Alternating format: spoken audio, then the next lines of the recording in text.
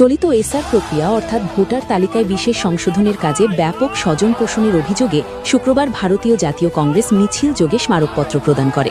এদিন পাথারকান্দি ও লোয়ার পোয়া ব্লক কংগ্রেস যৌথভাবে প্রতিবাদী মিছিলের মাধ্যমে পাথারকান্দি সার্কেল অফিসারের কাছে এক স্মারকপত্র প্রদান করে।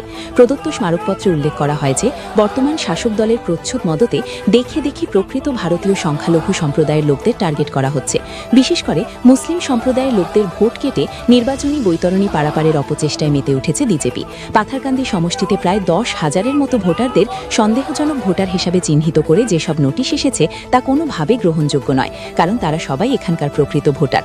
এদের নাম কর্তন না করার জন্য জোরালো দাবি জানানো হয়। এর আগে কংগ্রেস কর্তৃক সমজেলা ও সার্কেল অফিস কার্যালয় ঘেরাও কর্মসূচি ভেস্তে দেয় পুলিশ। সকাল থেকে গোটা এলাকা জুড়ে অতিরিক্ত পুলিশ ও সিআরপিএফ বাহিনী মোতায়েন করা হয়। পরে নির্ধারিত সময়ের বেশ কিছুক্ষণ পর প্রতিবাদীকারীদের সম্মুখে এসে হাজির হন সার্কেল অফিসার। তখন কংগ্রেস কর্মী সমর্থকদের কার্যালয়ে প্রবেশের অনুমতি না দেওয়াতে তারা বিক্ষোভ প্রদর্শন করতে থাকেন। পরে সমজেলা কার্যালয়ে যাবার অনুমতি পান মাত্র 5 জন। সেখানে সমজেলা আয়ুক্তের অনুপস্থিতিতে স্মারকপত্র গ্রহণ করেন সার্কেল অফিসার অদিতি নুনিসা। এতে কংগ্রেসের পক্ষে অন্যান্যদের মধ্যে উপস্থিত ছিলেন যাদবেন্দু সিনহা, প্রতাপ সিনহা, পঙ্কজ নাগ, আব্দুল সুফুস্তাবদার, মমতাজ বেগম, রফিক উদ্দিন, শামীম আহমেদ প্রমুখ। সারা ভারতবর্ষ মুখ ছুড়ে ঘটনা নিয়ে প্রায় তুলবার। আমরা মনে করেছিলাম আসামে এনআরসি হয়েছে, এনআরসির পরিবর্তে যেটা এসআর হবে, এটা সুন্দরভাবে এটা হবে, আমরা সুন্দর একটা ভোটার লিস্ট আসামবাসী উপহার পাবো। কিন্তু বর্তমান পরিস্থিতি এমন একটা ভয়ানক পরিস্থিতি, এসআর এর মাধ্যমে এসআরকে হাতিয়ার করে জেনুইন ভোটারদেরকে কিভাবে ভোটার লিস্ট থেকে বাদ দেওয়া যায় সেই পরিকল্পনা কিন্তু ইলেকশন কমিশন এবং বিজেপিরা মিলে সেই পরিকল্পনা রচনা করে সেই পরিকল্পনার বিরোধিতা করতে গিয়ে আজকে আমরা এখানে মেমোরেন্ডাম দিলাম। দেখেন, কোনো কমপ্লেন্টে কোনো জেনুইন কোনো কমপ্লেন্ট নাই। আমার মনে হয় যাদেরকে কমপ্লেন্ট খুঁজে পাওয়া যায় না যেখানে, সেই কমপ্লেন্টটা ডিসমিস করা প্রয়োজন ছিল। আমরা দেখি কমপ্লেইন্ট অ্যাবসেন্ট, অথচ হিয়ারিং এ যারা মানুষ আছে ওদেরকে প্রেজেন্ট বলে কোনো নোটিশ পর্যন্ত ধরিয়ে দেওয়া হয় না, কোনো ইন্টিমেশন দেওয়া না যে ওনারা প্রেজেন্ট আছেন কি না। আজকে ওনারা যে হিয়ারিং এ উপস্থিত হয়েছে সেই বিষয় নিয়ে ওনাদের মধ্যে সংশয় আছে। আমরা যে আমাদেরকে অ্যাবসেন্ট দেখানো হবে না প্রেজেন্ট দেখানো হবে সেই বিষয় নিয়ে একটা সংশয় তৈরি হয়েছে আমাদের মনে। তো ইলেকশন কমিশনের উচিত সেই বিষয়টা পরিষ্কার করে দেওয়া উচিত ওনাদের, যে জেনুইন ভোটারদেরকে ভোটার লিস্ট থেকে বাদ দেওয়া যাবে না। সেই হিসাবে একটা মেসেজ এতক্ষণ পর্যন্ত আমরা